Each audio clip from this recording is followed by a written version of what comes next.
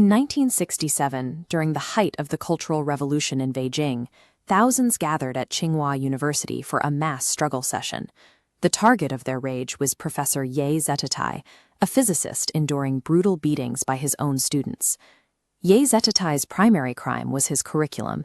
He refused to stop teaching the theories of Albert Einstein and the foundational principles of quantum mechanics. The crowd specifically targeted one of his lectures, demanding he confess to the political crime of teaching the Copenhagen interpretation. For a layperson, the Copenhagen interpretation suggests that a quantum particle exists in a blurry, uncertain probability wave. It is only when an external observer steps in to measure the particle that this wave collapses into a solid, definite state. To the Red Guards, this was reactionary idealism.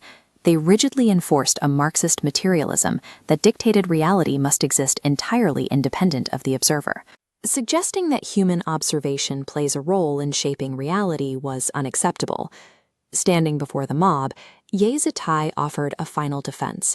Empirical experiments must guide philosophy, not the other way around. He was beaten to death on that stage, defending the sanctity of objective scientific measurement. It is a grim historical irony, because decades later, those exact measurements would begin to lie to us. Jump to the present day. The world's top theoretical physicists face a terrifying realization. The universal laws of physics they rely on no longer exist. To understand the sheer panic sweeping the scientific community, physicist Ding Yi poses a thought experiment. Imagine a standard pool table. You strike the white cue ball exactly the same way, with the exact same mass and velocity, 5 different times. In a predictable universe, the black ball goes into the pocket every single time. But instead, on the second try, the ball flies to the ceiling. On the third, it zits into your jacket pocket. On the fifth, it shoots through the wall at nearly the speed of light. This impossible scenario is exactly what is happening in our highest energy particle accelerators. Researchers are smashing subatomic particles together inside these massive machines under identical parameters, using the exact same energy levels. Yet every single collision yields completely chaotic, non-repeating results. There is zero pattern, which leads physicists to a desperate question. Has the Copenhagen interpretation failed? Are human observers suddenly incapable of collapsing a wave function into a consistent reality? The rules of quantum mechanics haven't failed. Instead, human observation is being actively hijacked by a hidden outside force, engineered to render scientific progress impossible.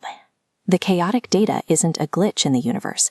It is deliberate sabotage by an approaching alien civilization, utilizing their ultimate weapon, the sophon. To build a sophon, this alien intelligence isolates a single microscopic proton. By manipulating the micro-dimensions locked inside the quantum realm, they unfold the proton into a massive two-dimensional plane. Across this vast surface, they etch intricate circuitry, transforming it into a sentient supercomputer.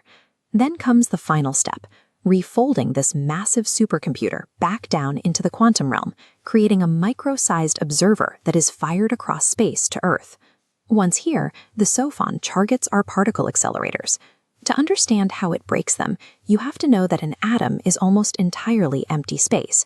If an atom were the size of a theater, its nucleus would be a walnut floating in the center.